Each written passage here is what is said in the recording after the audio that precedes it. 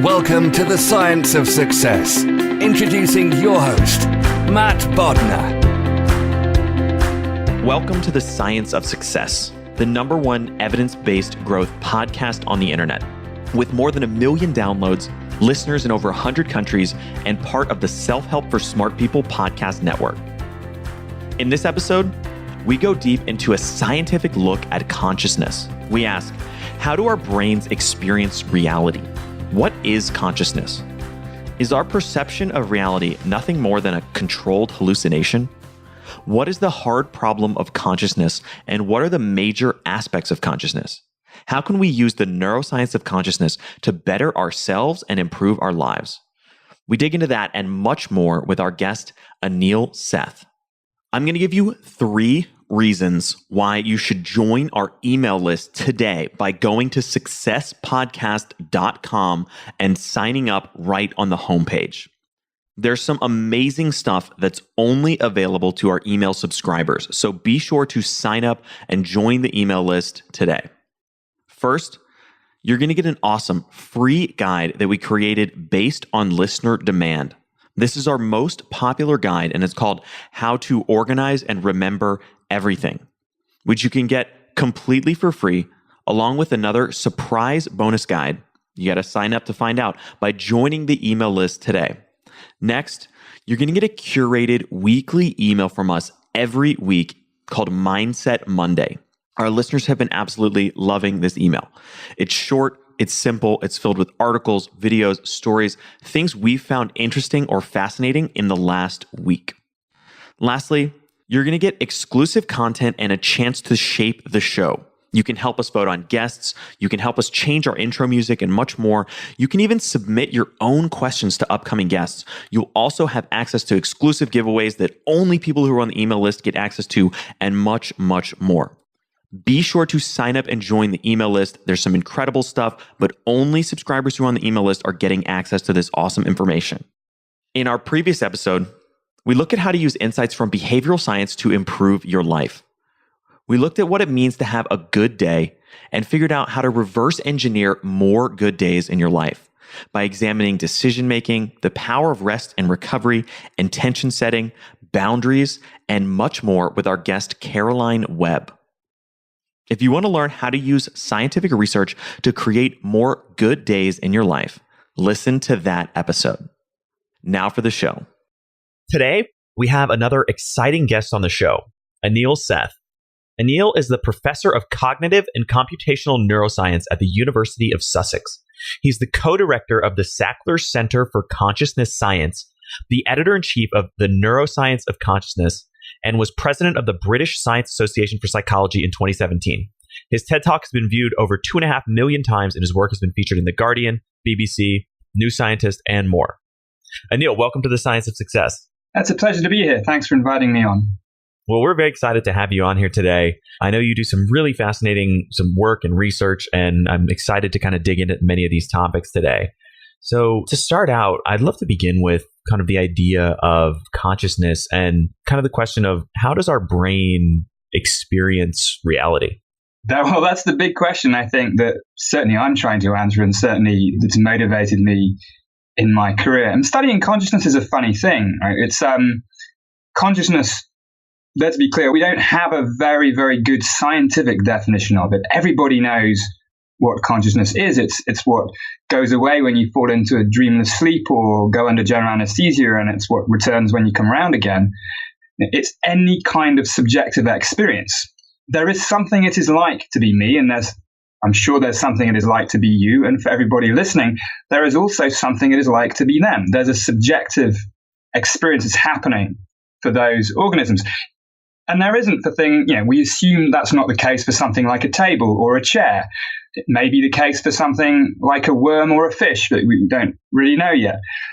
But the question is, for some things in the universe, there are conscious experiences, and for other things, there probably aren't. And this is one of the biggest mysteries in science and philosophy. People have been thinking about it forever. And one of the things that's always surprised me is, for a lot of the 20th century at least, explicitly studying consciousness was not really considered to be a legitimate part of psychology and neuroscience, which is, I think it's kind of hilarious because it's the most obvious phenomenon. It's where everything else starts from. Nothing else really matters. If there's one central feature of psychology, of neuroscience, it's the fact that we have conscious experiences.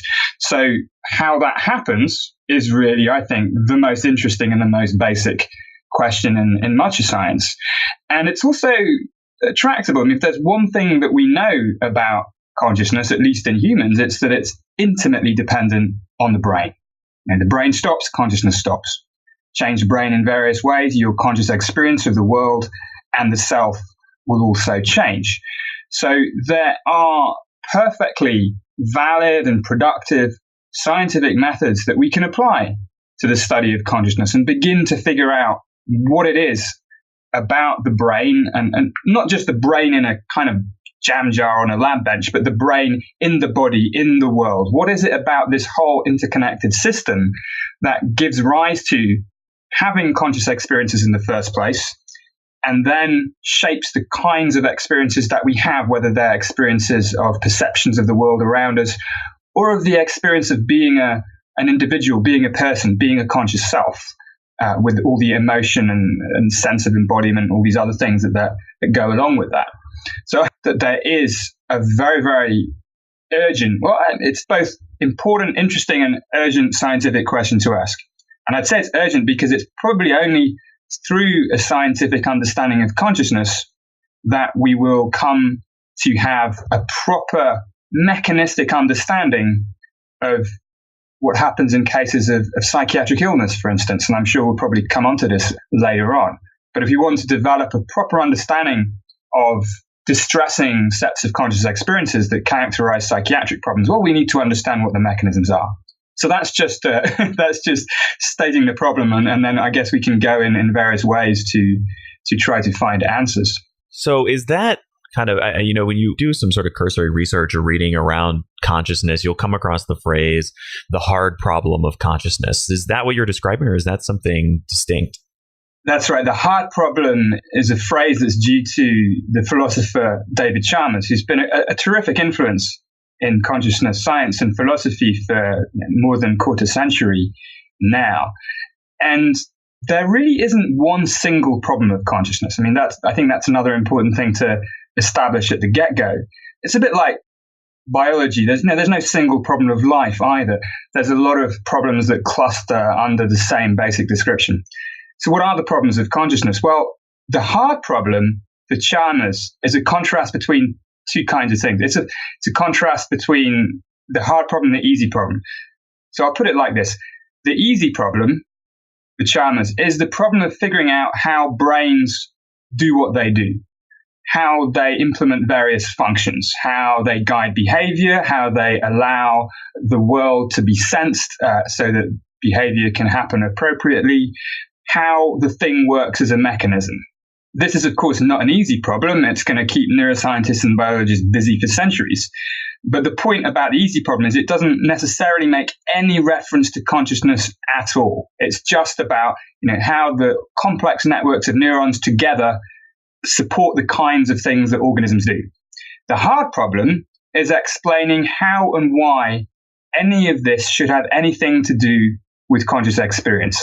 How could any explanation that is made in terms of mechanisms or functions, this neuron's connected to this neuron, connected to that neuron, so how could any explanation of that kind tell you why a conscious experience happens? And the intuition in making this distinction is that it just doesn't. That however sophisticated, detailed your understanding of the brain as a mechanism is, it will leave entirely untouched this basic mystery of how and why conscious experiences happen to be part of the universe in the first place. That's why Chalmers calls it a hard problem, because it's almost as if it's beyond the remit of any kind of science or neuroscience. Now, I have struggled with this. I think it's a very interesting point of view, and it goes right back in philosophy, of course, to Descartes and before, where you cleave the universe into two different kinds of things. Stuff is made out of, and the stuff of thought and of conscious experience. So once you've cut the universe in two this way, it's very difficult to put it together again. Now, figuring out a solution to the hard problem is, well, we just don't know what that would look like, although people have come up with some kinds of speculative ideas. But I guess my point is we don't need to solve the hard problem in order to pursue a very productive and illuminating science of consciousness. So we know that consciousness exists. We have conscious experiences and they can be described in various ways. I can describe how my experience of vision is different from my experience of an emotion, which is different from my experience of volition, of intending to do something. And given that these conscious experiences exist and they also go away under general anesthesia or sleep, things like that, then we can start to just explore how mechanisms within the brain explain aspects of these conscious experiences, explain the difference between, let's say, vision and hearing and smell and self. And that way, we're saying testable and predictable things about the relationships between the brain and consciousness. And we can just, it may seem a bit unsatisfying, but we can just leave aside the question of how and why consciousness comes to be part of the universe in the first place. And this isn't really a cop-out. I don't think it's a cop-out at all, because the history of science has pursued this strategy very successfully many times before. I mean, even in physics, physicists cannot tell you why there is a universe in the first place. Nonetheless, we understand a great deal about it now, thanks to the methods of theoretical and experimental physics. Another analogy that's not exactly a true analogy, but it's interesting, is life. So it wasn't that long ago biologists thought that there could be no mechanistic explanation of the difference between the living and the non-living. So they would propose something, like an élan vital or a spark of life to some sort of special source that would explain that difference. And of course now, while we don't understand everything about life, this basic sense of mystery about what life is has faded away as biologists just got on with the job of accounting for the properties of living systems. So I think we can do the same with consciousness. We can just start to explain its properties. We can do the normal business of science, which is develop theories that help explain, help control, help predict, and see how we go. And this is, in fact, what's going on in my lab and in many other labs in the world. And I think a lot of really interesting progress is being made.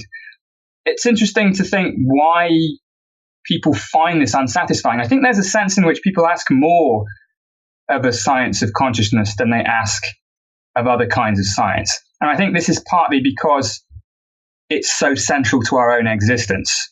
We're being faced with the challenge of coming up for a scientific explanation of what it is to be me or to be you.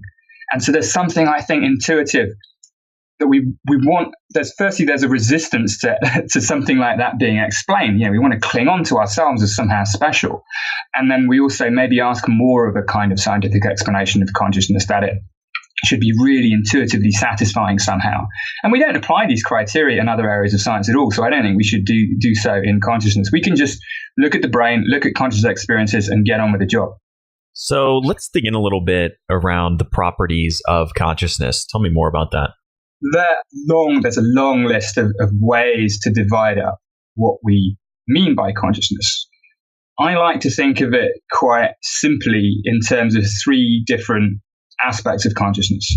And I don't think these three aspects are entirely independent. I think there are complicated relations between them. But I think it's a useful starting point. So the first property of consciousness is conscious level. And this I would describe as sort of scale from being completely lacking in any kind of consciousness at all, such as when you're under general anesthesia or in a coma or dead, let's say, all the way to being vividly alert, awake, aware, and conscious, fully conscious.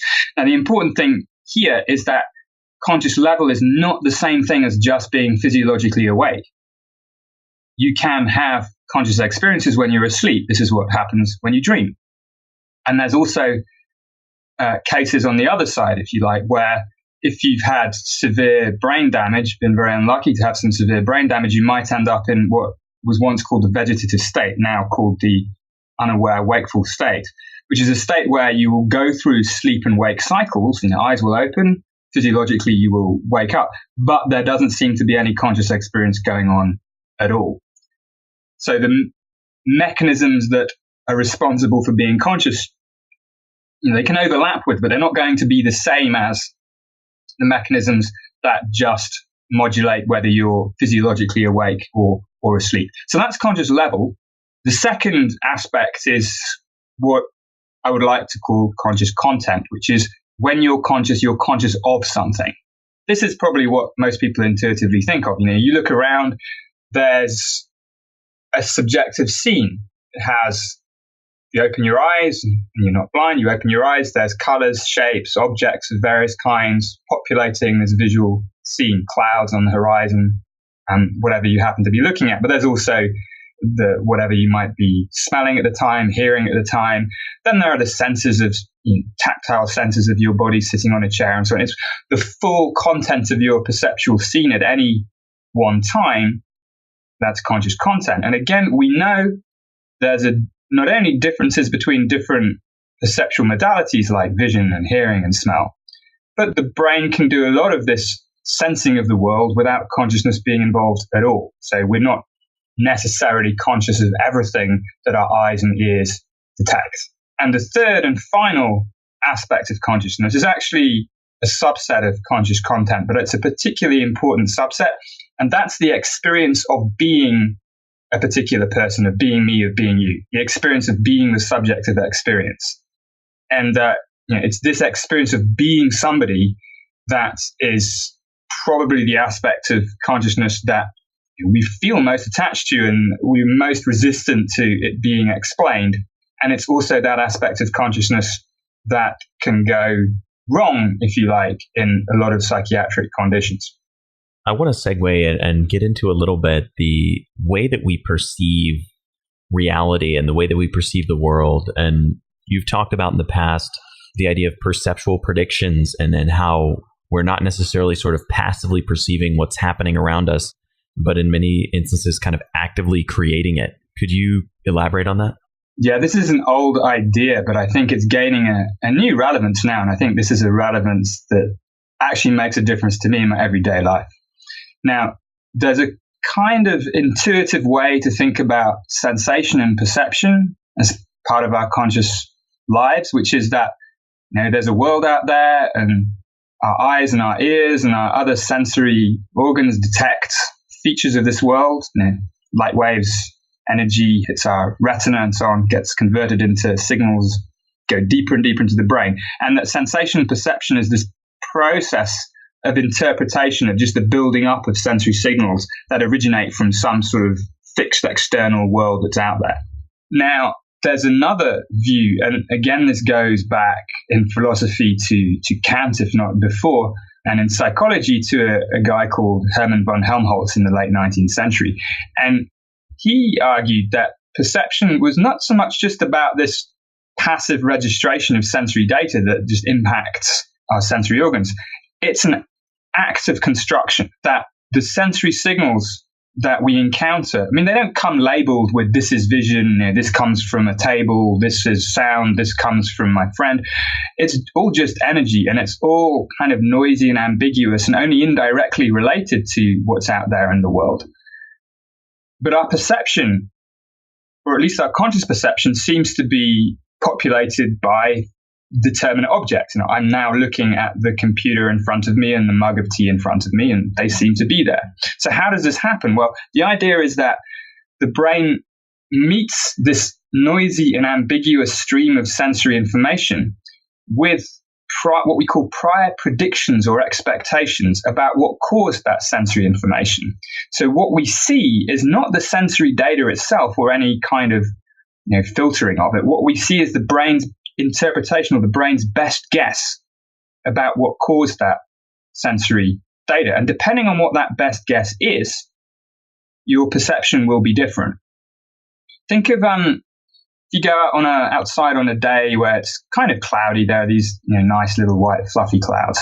It can be very easy to look at those clouds and see faces in them or see animals in them, see something strange in them. What's happening there is that the brain is imposing an expectation of seeing a face onto some quite ambiguous sensory data. And so that's what you actually see. And I think we've all had the experience as well, walking out maybe on a foggy day and you think you see your friend because you're expecting to meet them and it turns out to be a stranger.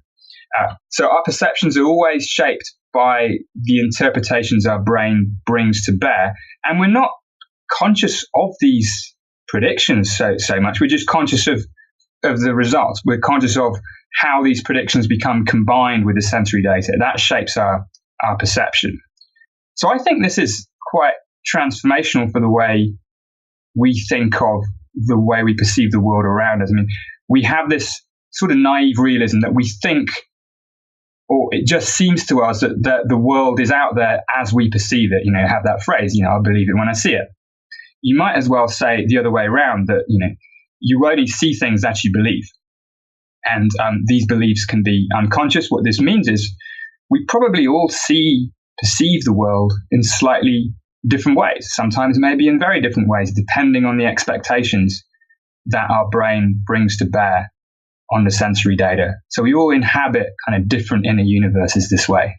And in your TED Talk, you have some really great examples of this. It may be hard to kind of demonstrate in the podcast format, but I really found sort of the example of kind of the checkerboard shadow to be really, really fascinating, and also the kind of the auditory illusion that you created during the show, which we'll throw those in the show notes for listeners. But I thought those were great examples. Yeah, there's a lot of examples that we come to every day. I mean, optical illusions are a great source of, if you like, kind of improvised or discovered experiments in psychology and neuroscience.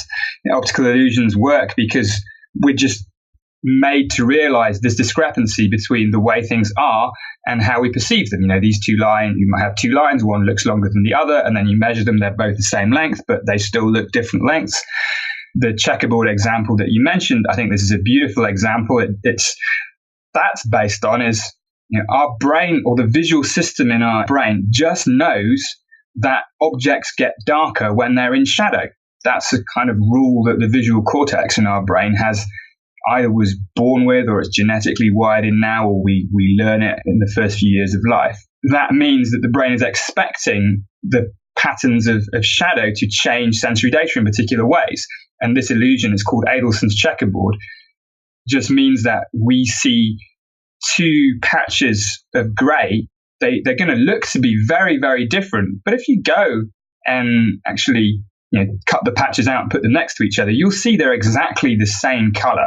So what's happening here is our perception isn't just a direct reflection of what color a patch is. It's really what color the patch should be given the pattern of light and shade that's happening.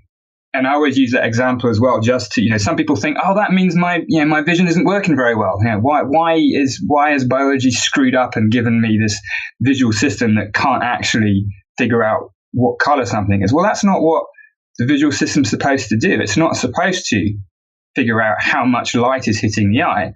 It's supposed to figure out what's the most likely state of affairs out there in the environment. And it does it beautifully. So all these optical illusions and little visual tricks that we have, thought of the right way, what they really demonstrate is how beautifully sophisticated and well adapted our visual system is to dealing with the noisy visual information that we get by using these regularities about light and shade and concavity and convexity and any number of other things to actually generate for the organism a reliable picture of what's going on in the world around it. I think this larger point, kind of zooming back out a little bit, is really, really important, which is this idea that, we think of the world outside of ourselves as this sort of fixed entity that's precisely defined, and we're sort of passively perceiving it. But in many ways, our own perceptions of what's happening around us are, in many cases, as you called them, sort of a controlled hallucination. Yeah, I think it's a nice phrase. I wish I could take credit for it. That's I first heard that phrase from Chris Frith, who's a psychologist, one of my inspirations in London, and actually nobody knows who first said it. But I mean, the idea of the controlled hallucination is that when we think of the word hallucination, we typically think of people perceiving things that aren't there. I think we can almost think of it as just a slight imbalance in how normal perception works. So even normal perception, as we've been discussing, normal perception involves this continual balancing act between sensory data and the brain's interpretations of that sensory data. When you look at the white fluffy clouds and see a face in them, that's a kind of hallucination going on there. And so you can think of the sorts of hallucinations that people describe in schizophrenia or perhaps on psychoactive drugs of various kinds. That's just tipping the balance even more, so that the brain's prior expectations kind of overweight the sensory data and overwhelm the sensory data even more strongly, so that what we perceive becomes less dependent on signals from the world. So normal perception is a controlled hallucination, precisely this sense that the brain is always anticipating, always predicting what's out there. But these predictions are controlled because they're always constrained and reined in and guided by the sensory data that we encounter. And it's when that process goes wrong, becomes imbalanced either one way or the other way, that we start to see deviations from normal perception that people then start to worry about, because it's then they start disagreeing with people around them about what's actually going on. But there's another thing. I mean, we're beginning to be familiar with this idea in another context already. So a lot of people talk about echo chambers and filter bubbles in social media. We seek evidence that fits with our beliefs, and if we only exposed to particular kinds of opinions because of the way social media works, the echo chamber phenomenon, then, well, that's the way we will believe the world to be one way, and other people inhabiting the same world will hold a very different set of beliefs because their echo chamber is different, because the sensory information they encounter and the prior beliefs they bring to bear are also different.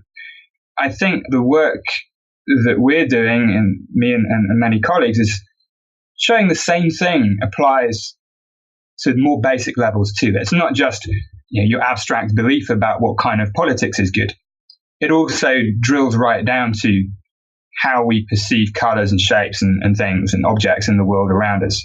Maybe not to such a degree, because probably a lot of the visual system is quite hardwired and quite inflexible, but it's there to some degree, or at least the potential for it is there to some degree. And I think it is a very important thing to realize, just this fact that we will have different or potentially different experiences of the world around us at this concrete perceptual level, and not just at a more abstract level of beliefs and desires.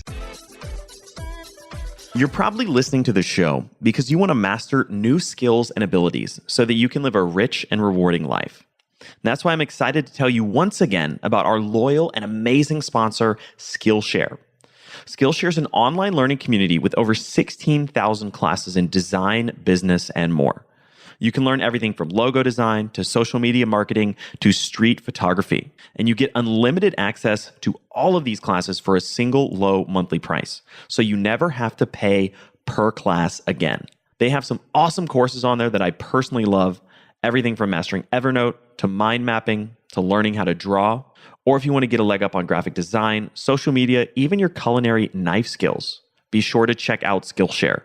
Skillshare is offering something incredible to our listeners. 2 months for just 99 cents. You can get that by going to Skillshare.com/success. That's Skillshare.com/success for 2 months of courses for just 99 cents. Be sure to check that out. And I think the fact that it's sort of such a concrete physical manifestation of this phenomenon really underscores the fundamental conclusion that what we perceive and believe to be true may not be the case, whether it's physical, whether it's kind of an ideological construct. And I think the example of the social media echo chamber is a perfect example of this. We shouldn't always be so confident that our perceptions are correct.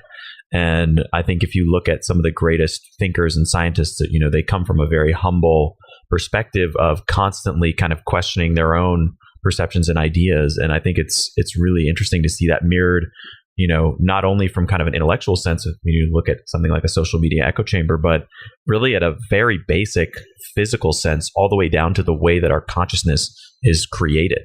That's right. I mean, I think there's the value of skepticism, of an informed skepticism, is just, it's always there in whatever context you want to discuss.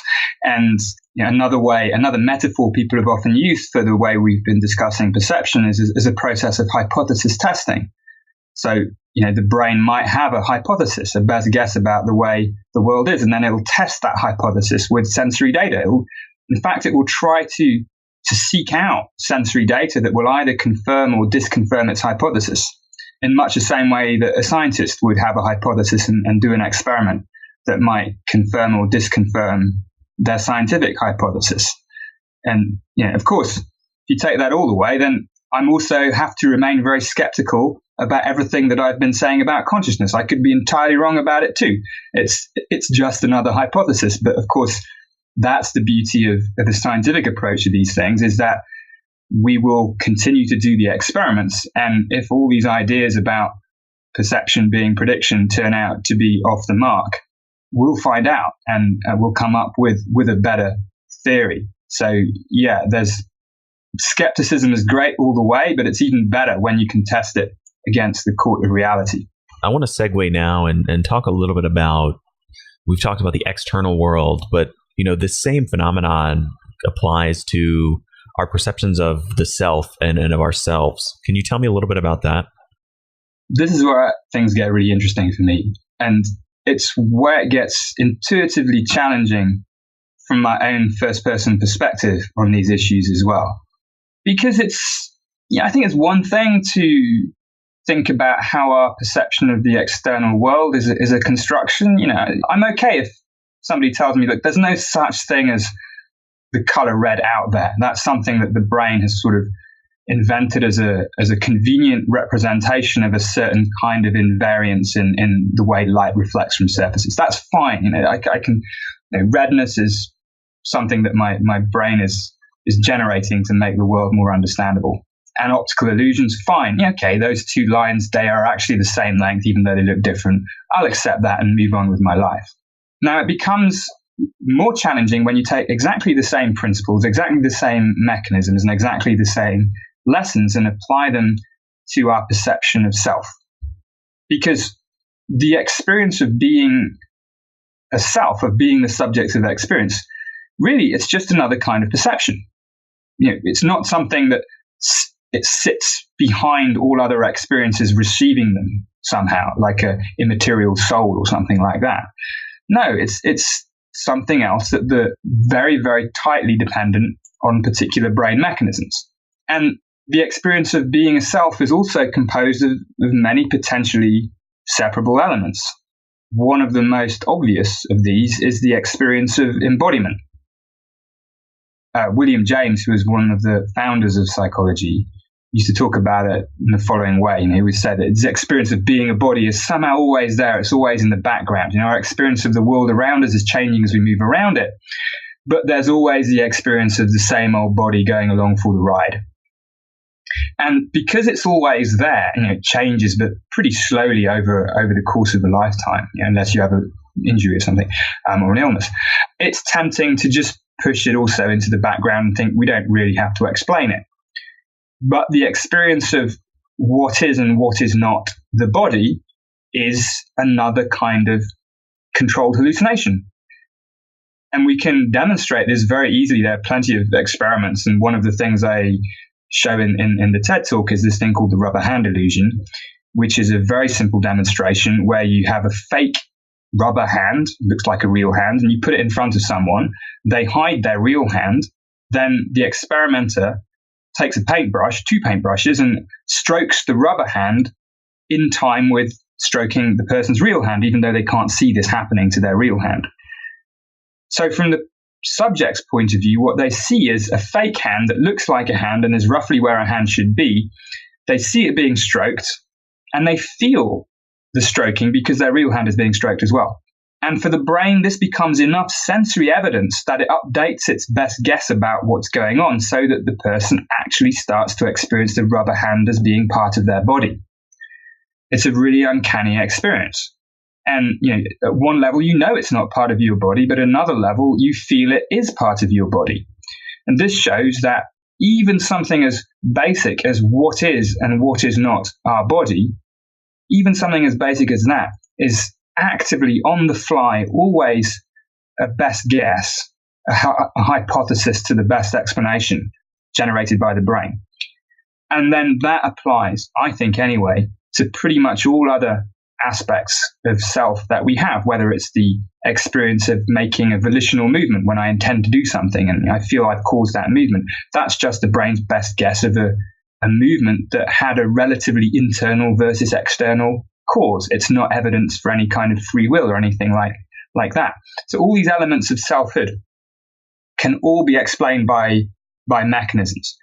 Of course, it doesn't seem like that to me. Even doing these experiments and thinking about these things for many years now, it still doesn't seem like that to me. I seem to be, this unified self somehow sitting somewhere behind my eyes, looking out on an external world. I mean, that still seems to be the way things are, even though we can do all these experiments to show that what's actually happening under the hood is something quite different.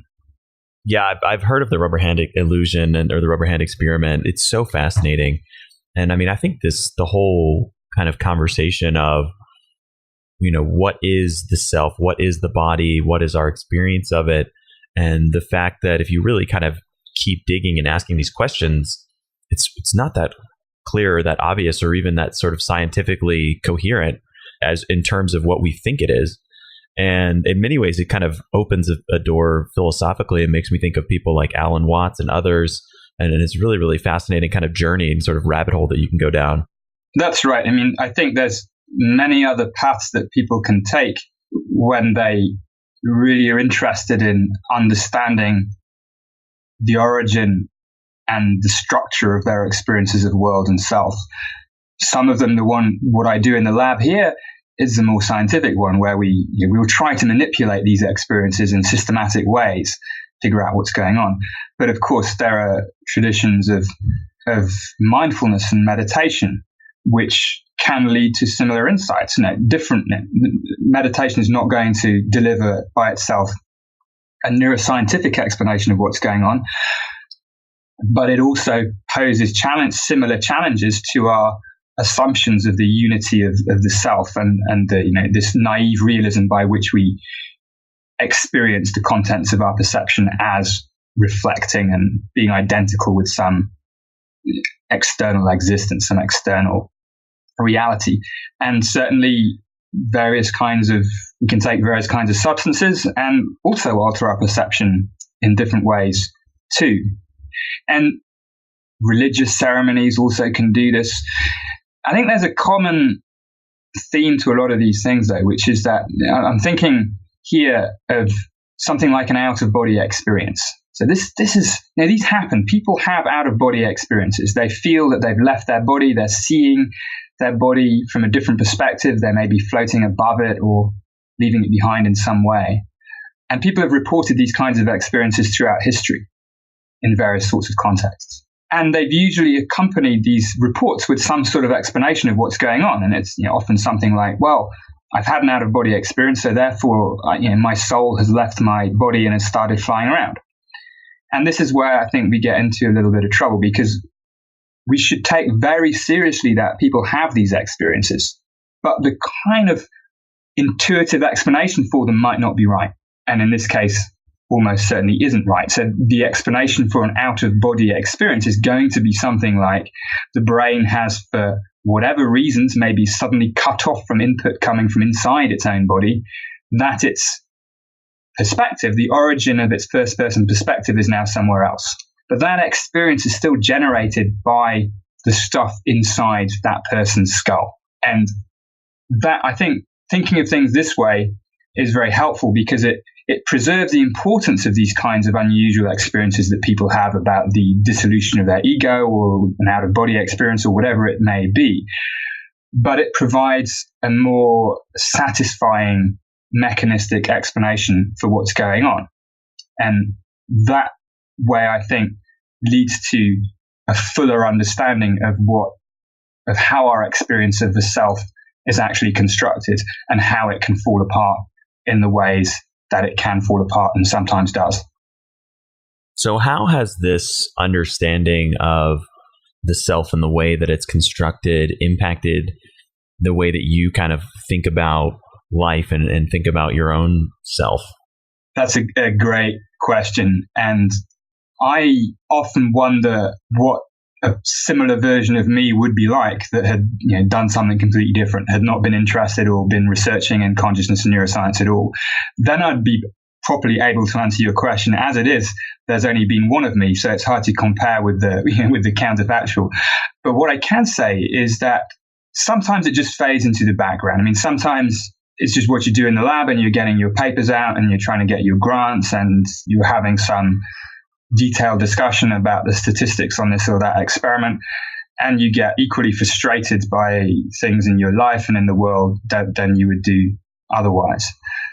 But there are times, and for me it's often when I'm maybe having some sort of thinking time or going for a walk or just sitting back in the chair for a moment, and where I realize that my experience then is this construction, is not this external reality. And I think for me, this is really quite an enlightening and wonderful experience, this realization that what I am experiencing is this construction, this on-the-fly construction of the brain, that it's not necessarily the way things are, that it's not necessarily the way things seem to other people. So it can change the way you interact with other people if you can hold this in the mind at the right time, that they may be believing, seeing things that are actually slightly different from you.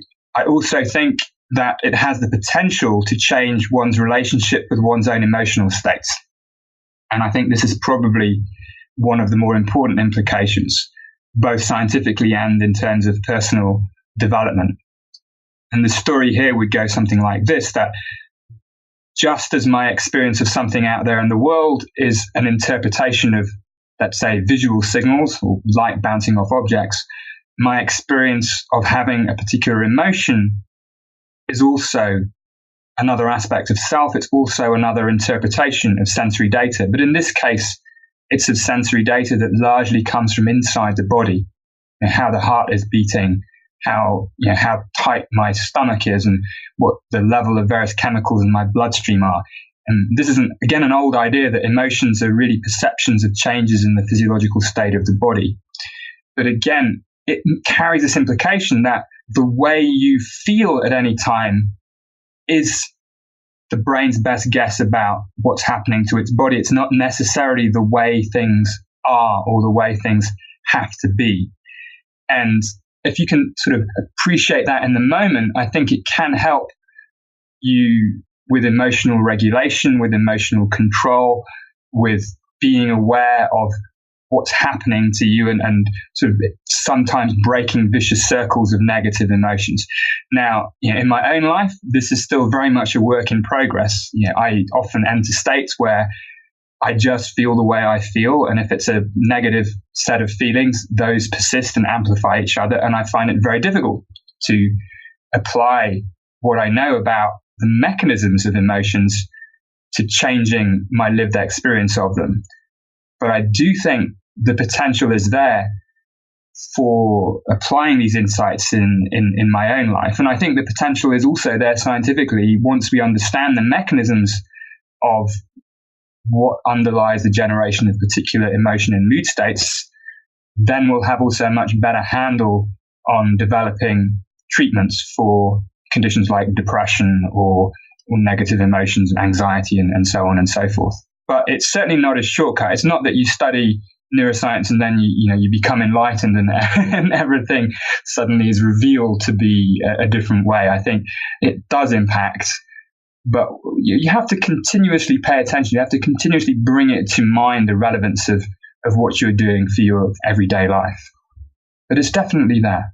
Would you be willing to share a little bit of your own journey or your own kind of battle with negative emotional states and kind of how you've dealt with those? Yes, I would. It's, for many years now, and not that frequently, but from time to time, and like many other people, I've had episodes of unipolar depression. So the kind of depression where you just sink into very, very negative emotional states without the corresponding kind of manic and high state that some people get on the other side. These states of depression only have my own benchmark to go by, but they are completely debilitating, and I wouldn't wish them on anybody else at all. Now, this has been going on for me on and off for much longer than I've been studying consciousness and neuroscience. And, but it has been a motivation at the same time, because I've always, I've been interested in what's actually happening to me here, what's happening to my brain and my body that brings about these conditions. I mean, one of the things about the phenomenology of depression, it's not just persistent sadness. It's something very, very different from that. And in fact, in my own experience, I feel states of depression kind of often most prominently in my body.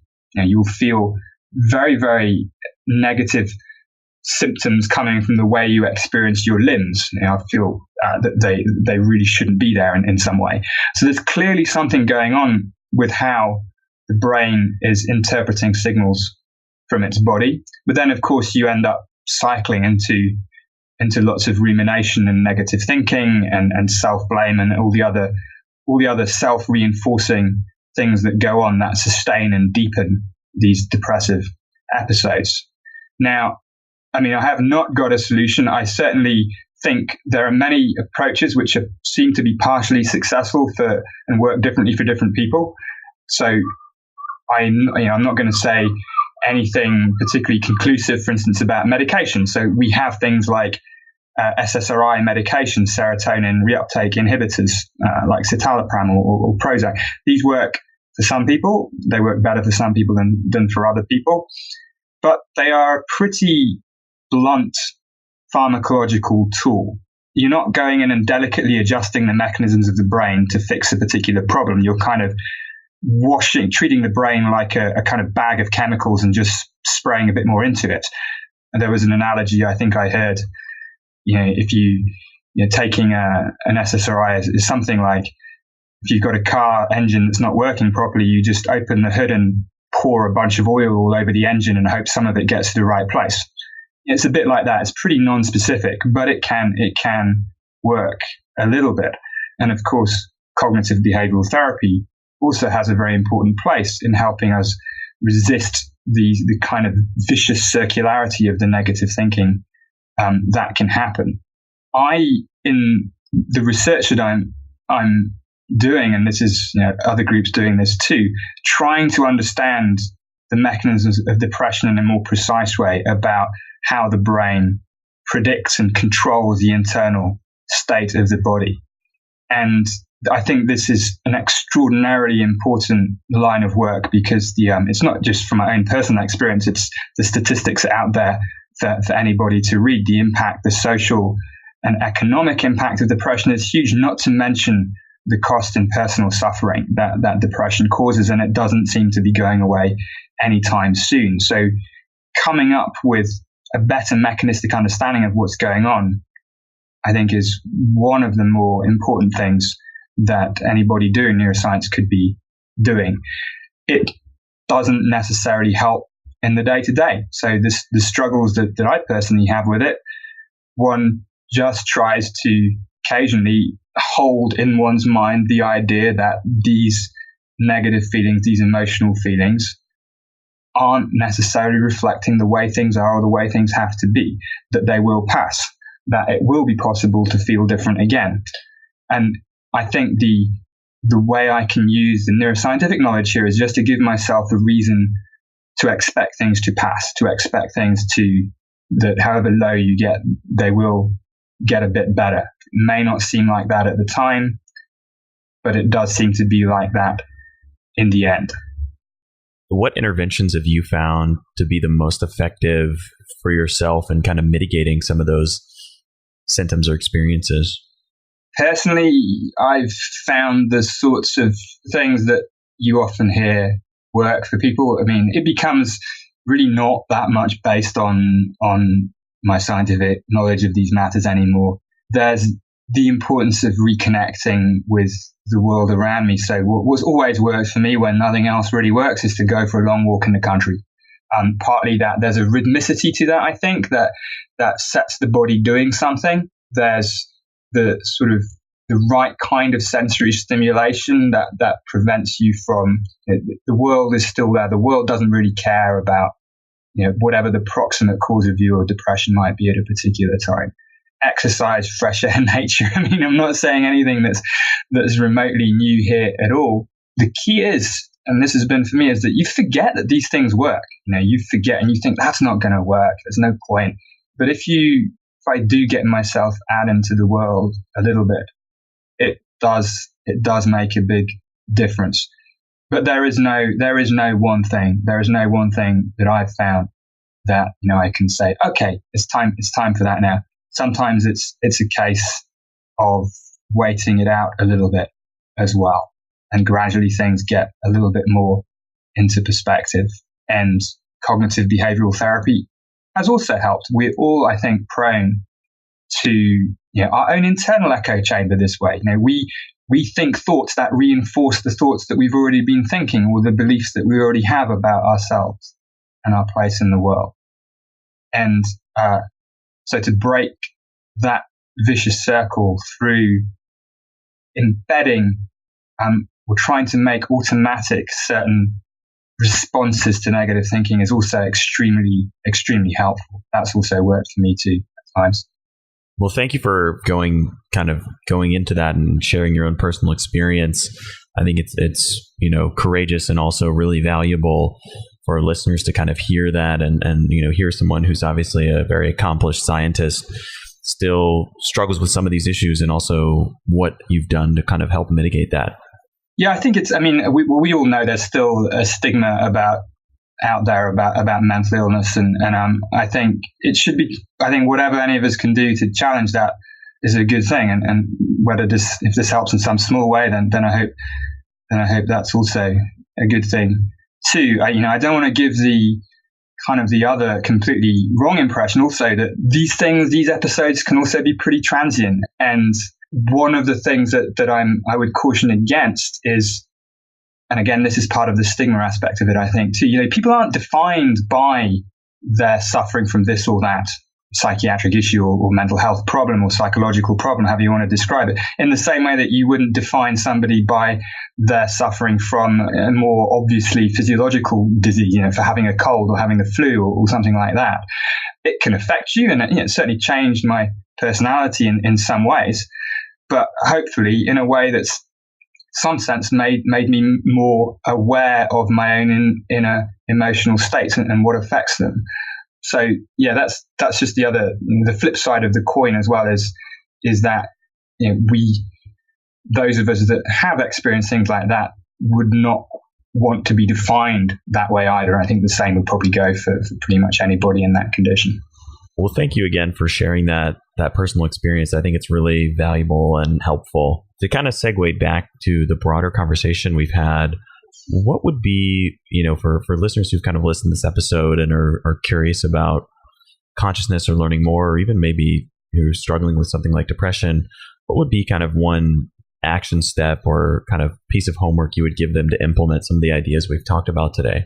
That's a good question. I think go and do a course in neuroscience. That's one action step, and I'm kind of half serious about that. I think there's a lot of good, popular, accessible literature out there now about the brain, about emotion, about neuroscience and perception, that even a non-technical understanding of this can help develop this realization that the way we experience things, the world around us and ourselves, isn't necessarily the way things are.